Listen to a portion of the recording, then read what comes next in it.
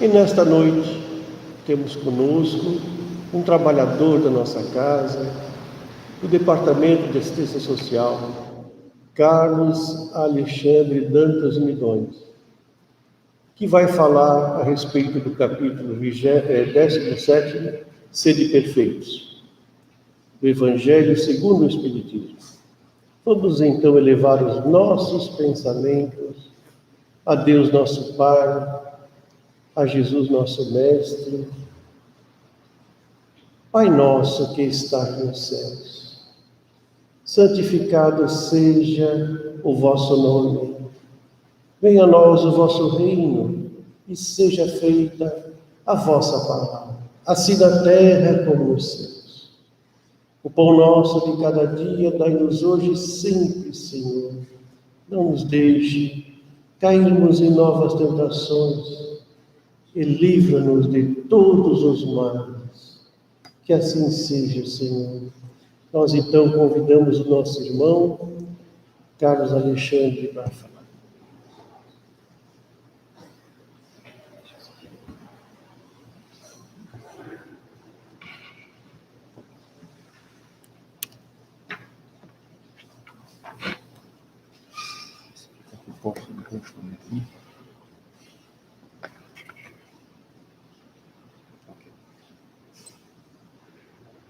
Boa noite a todos.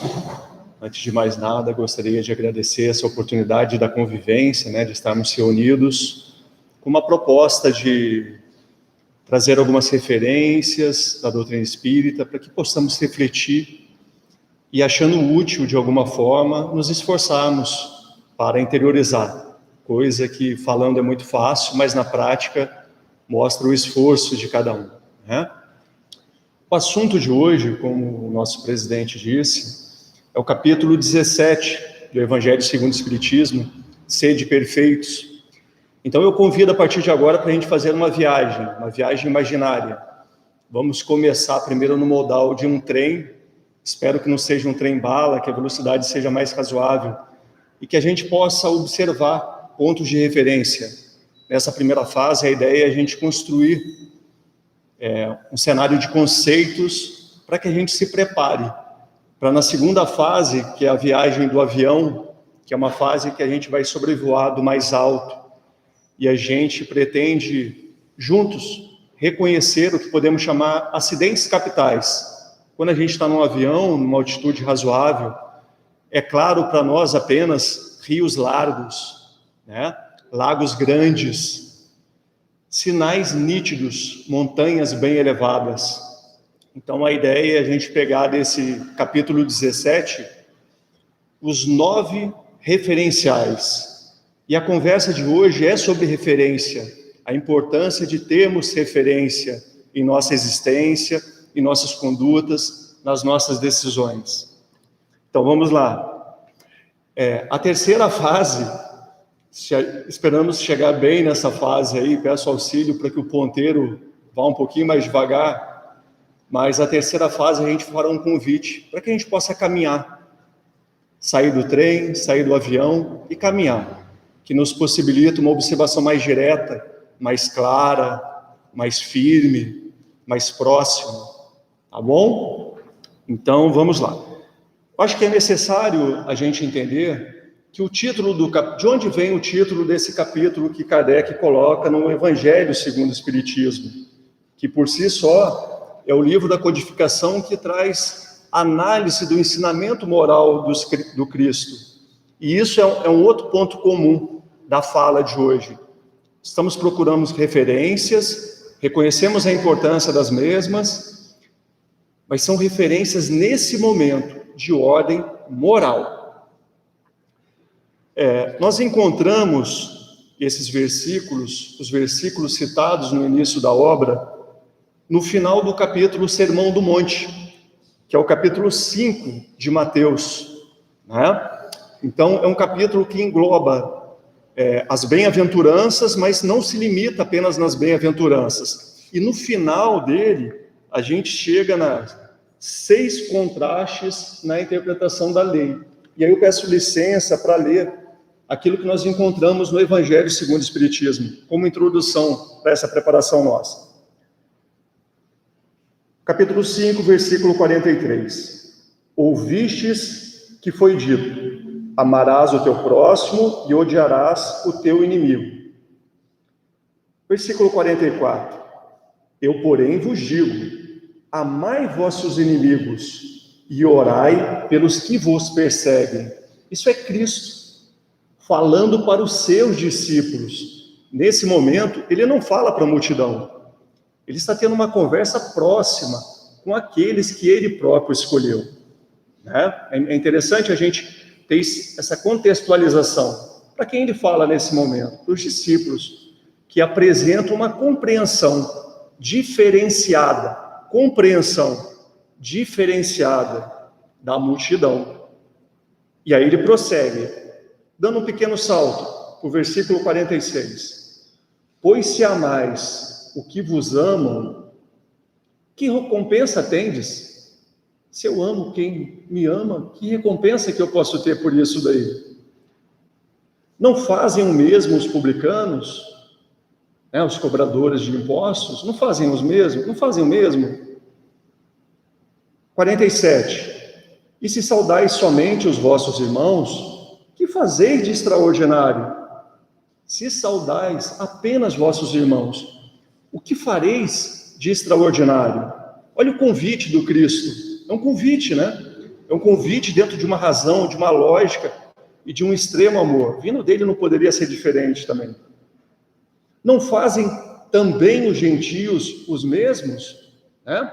Aqueles que não nutriam a mesma crença que os discípulos, os gentios, não fazem o mesmo?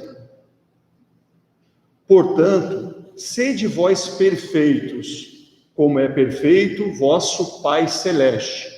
Neste último versículo, acho que cabe um comentário. Na verdade, 2. Primeiro que na tradução do Haroldo, ele explica que o termo que comumente é empregado como perfeito, também pode ter outros significados. Entre eles, a palavra maduro. E é uma palavra também que fará parte dessa nossa viagem, maduro. E o segundo aspecto, a questão quando Cristo se refere, o vosso Pai. Ao longo do Novo Testamento, da Boa Nova, Cristo vai nos passando alguns pronomes possessivos diferentes para se dirigir a Deus, para referenciar Deus. Um deles é meu Pai. Em alguns momentos é assim que ele se refere a Deus. Em outros, nosso Pai. Engloba um pouco mais, uma visão mais comum. Nesse caso, não. Ele diz, vosso Pai Celestial. Então, de acordo com a nossa compreensão. E aí, nós podemos refletir sobre a necessidade de afastarmos o termo perfeição de um termo que é meio popular, perfeccionismo, que às vezes nos induz a uma ideia no sentido negativo, né? De um apego exagerado a alguma ideia, causando medo e causando aflição, angústia, né? Não é isso que o perfeccionismo, nesse sentido negativo, se afasta completamente da proposta do convite de Cristo. Citando os versículos, sempre é interessante nos lembrar da obra maravilhosa que Emmanuel nos deixa, nos apresenta, e eu inicio aqui pelo livro Vinha de Luz, no seu capítulo 60. Eu vou ler só um pequeno trecho, que em si já é maravilhoso, né? Ele vai falar sobre o versículo 47. O que fazeis de especial? Então Emmanuel diz assim, ó: iniciados na luz da revelação nova, os espiritistas cristãos possuem patrimônios de entendimento muito acima da compreensão normal dos homens encarnados. Olha que chamada que eles nos faz. Porque se eu estou aqui no Centro Espírita pela primeira vez, eu não me enquadro nesse primeiro parágrafo. Mas se eu estou aqui há 10, há 20, há 30 anos, Eu me enquadro nesse primeiro parágrafo. E ele finaliza o texto dizendo o seguinte: em face, pois, de tantos conhecimentos e informações dos planos mais altos, é justo ouçamos a interrogação do Divino Mestre. É justo. Que fazeis mais que os outros? E aí, complementando essa caminhada, né, no livro Fonte Viva, no seu capítulo 96, além dos outros, ele vai refletir sobre o versículo 46, o capítulo 96, me desculpe. Trabalhar no horário comum, irrepreensivelmente, cuidar dos deveres domésticos, satisfazer exigências legais e exercitar a correção de proceder, fazendo bastante na esfera das obrigações inadiáveis, são tarefas peculiares. São tarefas peculiares a crentes e descrentes na senda diária.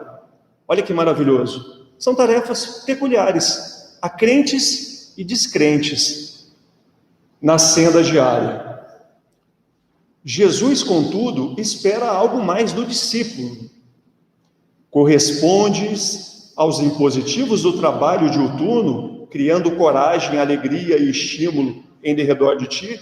É o primeiro questionamento. E ele prossegue, fazendo outros questionamentos que nos auxiliam muito nesse nível de compreensão, né? Bom, buscando agora no Livro dos Espíritos, na questão número 10, né, para a gente se situar melhor com relação à compreensão. Capítulo 1 de Deus, questão 10. Pode o homem compreender a natureza íntima de Deus? Não. Falta-lhe para isso sentido. Questão 11.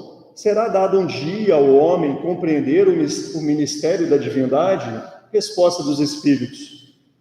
Quando não mais tiver o espírito obscurecido pela matéria, quando pela sua perfeição se houver aproximado de Deus, ele o verá e o compreenderá. Deixando claro esse nível de compreensão que nós estamos galgando pelo nosso esforço, né? E para a gente se preparar um pouco melhor, antes de descer desse trem, nós podemos aqui, no livro Céu e Inferno, no seu capítulo 2, temor da morte, um capítulo até oportuno para a gente fazer uma leitura, um estudo, nesse momento que a gente passa por uma situação coletiva, que nos chama a essa compreensão. Então, vamos lá. Se, ao contrário, concentrarmos o pensamento, não no corpo, mas na alma, fonte da vida, ser real a tudo sobrevivente, lastimaremos menos a perda do corpo, antes fonte de misérias e dores. Para isso, porém, necessita o espírito de uma força só adquirível na madureza. Olha o que ele está trazendo para a gente. A madureza, a perfeição, é ali que a gente vai buscar essa força. Nessa evolução, nesse progresso moral, é lá que a gente vai encontrar. E ele prossegue também de uma forma muito interessante, de um extremo bom senso. Já no capítulo 9, no item 20, nós temos: Deus criou os homens perfectíveis. Isso é importante a gente compreender, antes de adentrarmos nesse voo, sobrevoando o capítulo 17 do Evangelho segundo o Espiritismo. Deus criou-os perfectíveis. Deu-lhes por intenção a perfeição, com a felicidade que dela decorre. Não lhes deu, contudo, a perfeição. Não foi a perfeição que ele deu a intenção da perfeição. Pois quis que a obtivessem por seu próprio esforço, a fim de que também e realmente lhes pertencesse o mérito. Então, sem o nosso esforço, não haveria mérito. A partir do embrião do ser inteligente até o anjo, há uma cadeia na qual cada um dos elos assinala um grau de progresso, né? Já no livro dos médiuns, a gente encontra uma quarta dissertação espírita, já no final do livro, né? Se Deus envia os espíritos a instruir os homens, é para que esses se esclareçam sobre seus deveres, é para lhe mostrarem o caminho por onde poderão abreviar suas provas e, consequentemente, apressar o seu processo. Ora, do mesmo modo que o fruto chega à madureza, também o homem chegará à perfeição.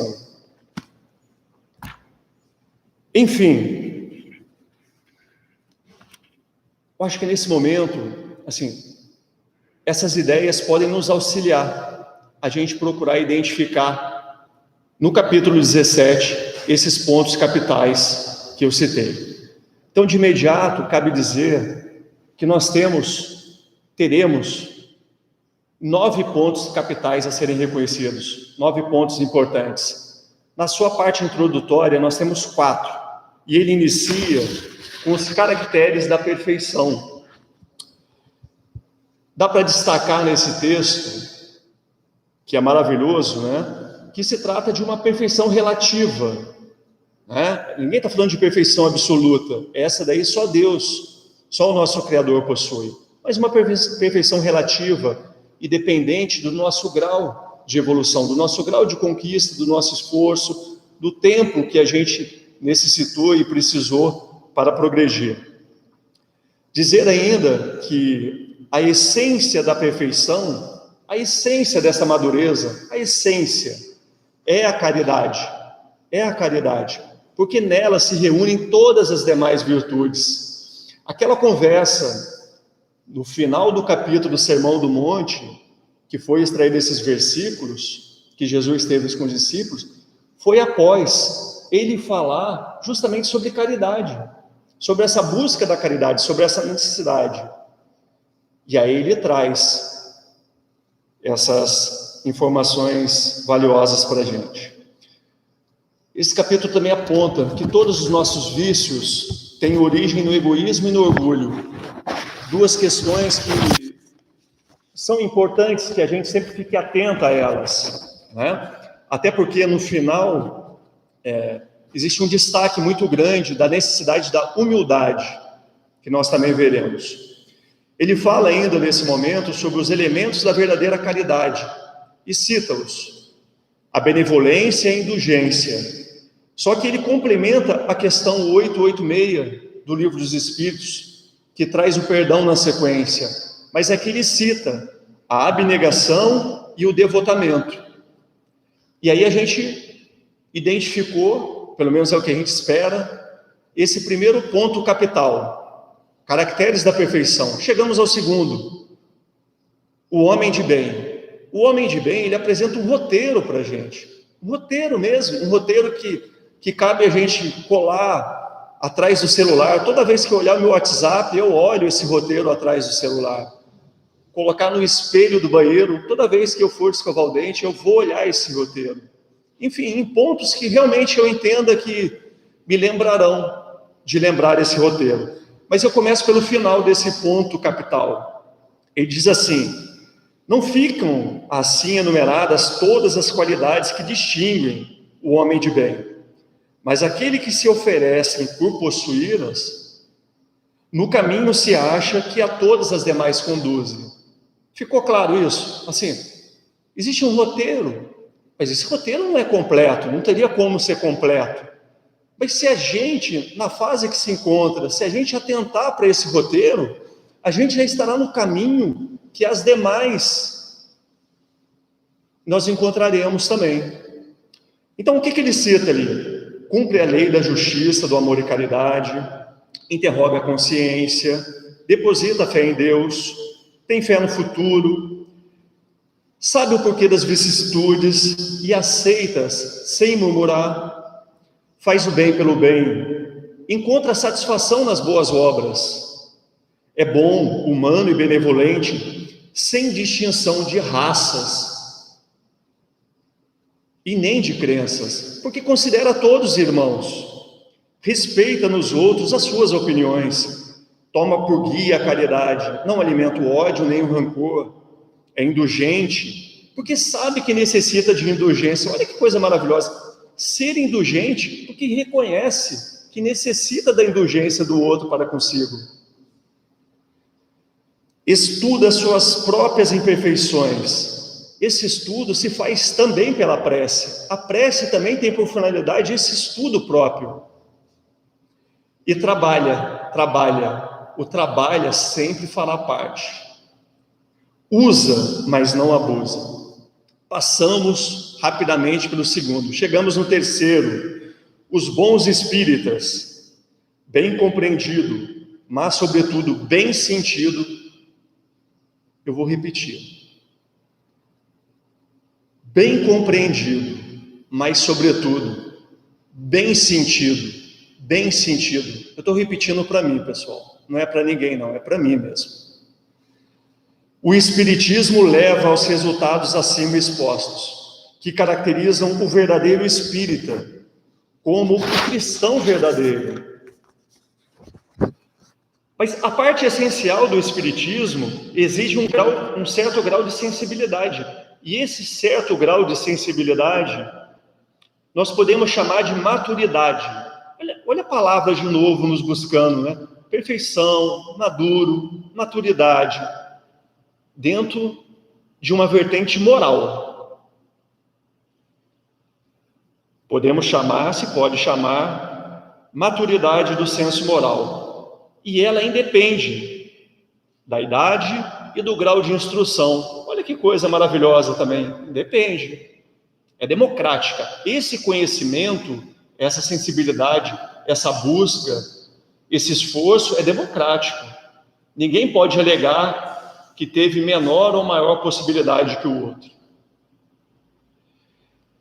E aí ele vai finalizar esse capítulo falando sobre os espíritas imperfeitos e o verdadeiro espírita. No imperfeito ele coloca assim: nada ou bem pouco lhes modifica as tendências instintivas, recuam ante a obrigação de se reformarem. Contudo, olha a esperança junto também. Contudo, essa aceitação, a própria aceitação, já é um primeiro passo. Só o fato de eu aceitar já é um primeiro passo adiante. E a gente tem que compreender: na natureza não existe saltos. Não mudarei de Carlos Alexandre para alguém que tem uma expressão significativa, de auxílio grande, que realmente exemplifica as ideias de Cristo, né? Não é assim, mas que eu sinta a felicidade de reconhecer que estou no caminho, mas que eu me esforce com isso, não me contente apenas com isso, né? Bom, já no Espírita Verdadeiro, ele traz a frase que concretiza um extremo bom senso, né? Reconhece-se o verdadeiro espírita pela sua transformação moral e pelos esforços que emprega para domar suas inclinações más. Olha que maravilhoso. Sua transformação moral e pelos seus esforços em domar as suas inclinações más.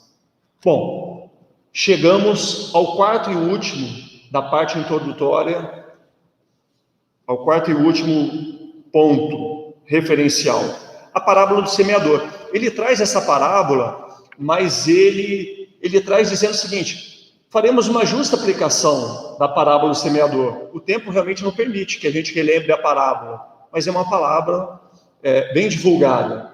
Ele diz que nas diferentes categorias espíritas, fazendo essa justa aplicação da parábola, nós encontraremos os que apenas atentam aos fenômenos materiais, né?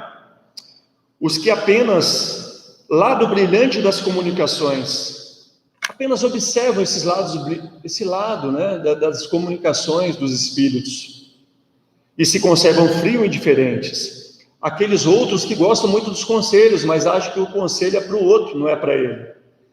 E por fim, aqueles que darão frutos. E é o nosso propósito. Por mais que eu possa me enquadrar em nas três primeiras categorias, pelo menos o propósito é de estar ali, dando fruto. Bom, partimos para a parte final desse capítulo 17, as instruções dos Espíritos. Nós teremos agora 5 pontos capitais. 5. Os 2 primeiros farão uma abordagem do nosso íntimo.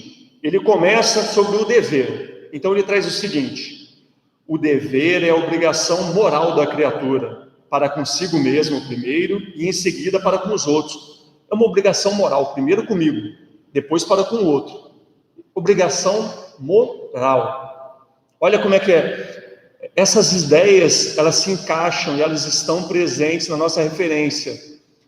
No fórum íntimo, eu tenho uma obrigação moral. Está lá. Ah, mas eu não entendi ainda, não cheguei a perceber. Se a gente realmente fizer um mergulho sincero, a gente achará essa obrigação moral. Pulamos para o segundo ponto capital, a virtude. É o conjunto de todas as qualidades essenciais que constituem um homem de bem, o homem virtuoso, né? É o conjunto de todas as virtudes. E ele faz referência à humildade como um ponto muito importante. Seguindo para o terceiro. O terceiro e o quarto farão uma abordagem social. Social, falamos sobre a questão íntima, do íntimo de cada um. Uma questão social agora, uma abordagem social. Os superiores e os inferiores, temos de posição mesmo. O que ele diz aqui? O que os espíritos dizem, né? A autoridade, tanto quanto a riqueza, autoridade e riqueza, é uma delegação de que terá de prestar contas. E vem a título de missão ou prova. Não é por acaso. Mas ele também diz o seguinte: quando eu estiver cumprindo o dever de inferior, que eu entenda que aquele dever é digno e que também deve ser cumprido da melhor forma possível. Senão, pode dar a entender que apenas quando eu estou numa posição superior, que eu devo realmente estar numa prova e devo me esforçar. E não é bem isso. Já no penúltimo item, nós temos o homem no mundo. Esse homem no mundo, primeiro que ele quebra, ele desconstrói qualquer tipo de ideia razoável que fale sobre uma vida mística. Porque ele encerra esse item dizendo o seguinte: unicamente no contato com seus semelhantes é que ele encontra ensejo de praticar os deveres da caridade. Nós precisamos desse contato, nós precisamos de um contato para exercitar os deveres da caridade. Nós precisamos também nos suportar. Mas é difícil estar em grupo. Precisamos nos suportar, entendendo que eu também sou insuportável. Eu tenho as minhas dificuldades e com certeza incomodo muito os outros. Mas a gente se suportando com amor, com caridade, com tudo isso, cada um vai propiciar o outro essas oportunidades de desenvolver a caridade. E chegamos no último item do capítulo, em que ele faz uma abordagem física. O título é o seguinte: cuidar do corpo e do espírito. Cuidar do corpo e do espírito, né? Então, primeiro ele faz uma contraposição de 2 sistemas, que eu não vou aprofundar aqui, mas sugiro que todo mundo possa folhear ao longo dos próximos dias esse capítulo, porque é um grande referencial para a gente, para todos nós. E aí ele chega e ele conclui o seguinte: o Espiritismo, que apresenta uma dependência mútua entre o corpo e a alma, importa cuidar de ambos. Olha que conclusão fantástica, muito racional, muito lógica, e que deve ser buscada por todos nós. Não é cuidar só da alma, não é cuidar só do corpo, mas cuidar dos dois. O equilíbrio, né? Sabendo quando priorizar uma ou outra, enfim. Bom, agora eu convido, não mais para aquele passeio a pé. Eu acho que faremos de bicicleta ou talvez de moto, né? Que o nosso tempo está chegando no limite já. Mas podemos lembrar que a gente se aproxima de uma data marcante, que é o Natal. É uma data simbólica, mas ela é de extrema utilidade para nós encarnados e para os desencarnados. Que possamos aproveitar também esse momento e que toda a coletividade busca, para a gente também buscar, ou buscar com um pouco mais de esforço. E aí eu trago nesse momento pedindo um pouquinho mais de atenção. Um pequeno trecho do livro Brasil, Coração do Mundo, Pátria do Evangelho, em que Ismael, dito por Cristo, que ele como um zelador dos patrimônios imortais da terra do Cruzeiro, no capítulo 22, na página 137, antes de findar o primeiro reinado, Ismael reúne uma pleiade de espíritos comprometidos com o nosso país. E ele diz o seguinte: nestes 100 anos se efetuarão os grandes movimentos preparatórios, nestes 100 anos, final do primeiro reinado. Nestes 100 anos se efetuarão os grandes movimentos preparatórios dos outros 100 anos que hão de vir. Amparemos o coração atormentado dos homens. Amparemos o coração atormentado dos homens, inclusive o nosso. Preparemos o terreno para a sua estabilidade moral. Olha o que ele diz, esse tema, estabilidade moral. Preparemos esse terreno para a estabilidade moral. Olha essa palavrinha moral de novo vindo à tona. Estabilidade. Estabilidade lembra para a gente base. Para você ter uma estabilidade, você tem que ter uma base, pontos de apoio. Eu não consigo sentar numa cadeira se ela tiver apenas 2 pés. Eu preciso de uma base firme, né? Pontos de apoio. Mas existem situações que às vezes nem as bases de apoio você tem. Aí você precisa de uma referência. Se eu estou tentando andar numa corda de equilíbrio, eu preciso de uma referência. Não será para a corda que eu irei olhar, será para essa referência. Eu preciso de um ponto de referência. Então isso que ele diz para a gente, do período que a gente vive, traz à tona a necessidade da gente realmente concretizar, acreditar, vivenciar, buscar os pontos de apoio e as nossas referências. E o capítulo 17 é totalmente isso, é exclusivamente isso. Pontos de apoio, referências para a gente seguir. E praticamente finalizando, citando aqui o vídeo do Haroldo Dutra Dias, e que eu aproveito para fazer um convite. Se vocês tiverem a oportunidade de chegar nos seus lares, entrar no YouTube e colocar Haroldo Dutra Dias, Sede Perfeitos, é o mesmo capítulo que a gente estudou. Sede Perfeitos, Bauru, foi em Bauru que ele deu essa palestra, vocês vão chegar lá. Dos minutos, do 5º minuto até o 11º minuto, ele traz uma informação que me chocou muito, me chamou muita atenção. Eu vou tentar, mas eu sei que eu não consigo chegar no nível que o Haroldo chega, de transmitir uma compreensão tão clara e tão pura. Mas ele diz mais ou menos assim: primeiro, nós vivemos os momentos mais difíceis da transição. São os momentos mais difíceis da transição. Não começou agora, mas são os momentos mais tortuosos, mais difíceis da transição. Ele diz mais, que ele percebeu que as forças do mal mudaram a estratégia, partiram para uma estratégia mais sutil. Antes a estratégia, até então, de tantos séculos, era de negar os postulados do bem.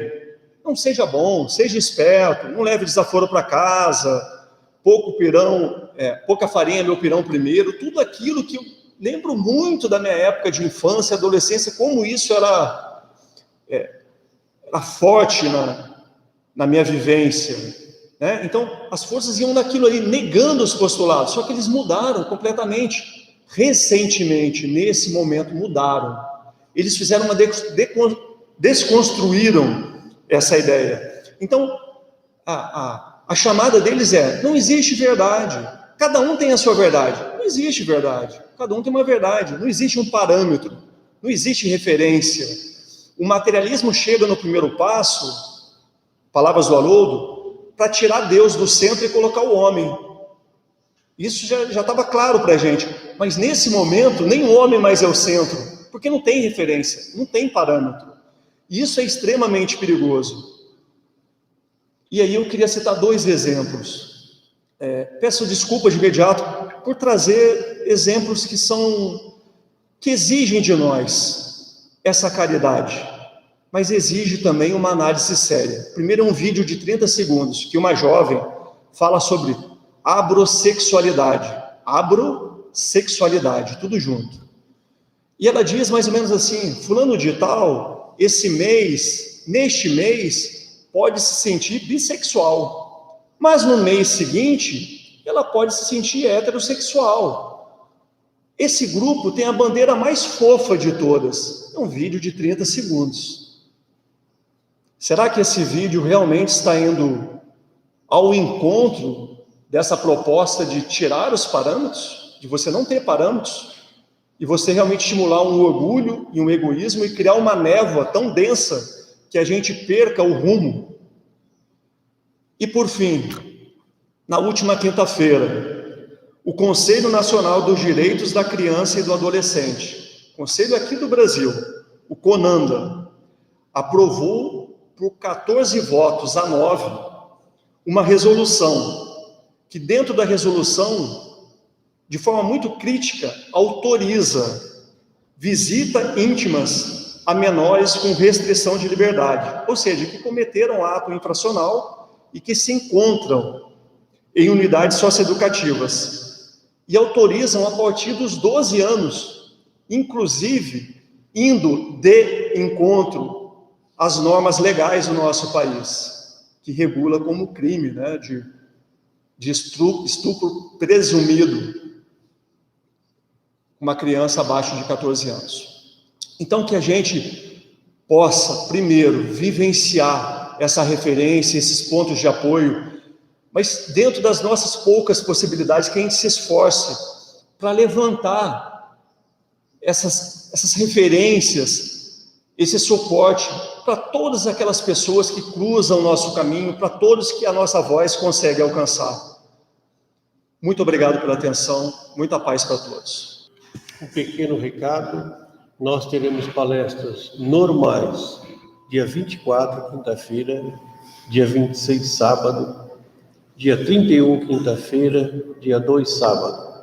Então, a transição de um ano por outro, e com esses feriados, não interromperá os nossos trabalhos aqui na casa, e continuarão normal no ano de 2021, e se Deus quiser, passando essa pandemia, nós possamos voltar ao que éramos antes, quando a casa abria de manhã cedo e até à noite, e por aqui passavam em torno de 700 pessoas por dia. Nós queremos agradecer muito ao nosso irmão Carlos Alexandre Dantas pelas suas palavras, pelos seus estudos.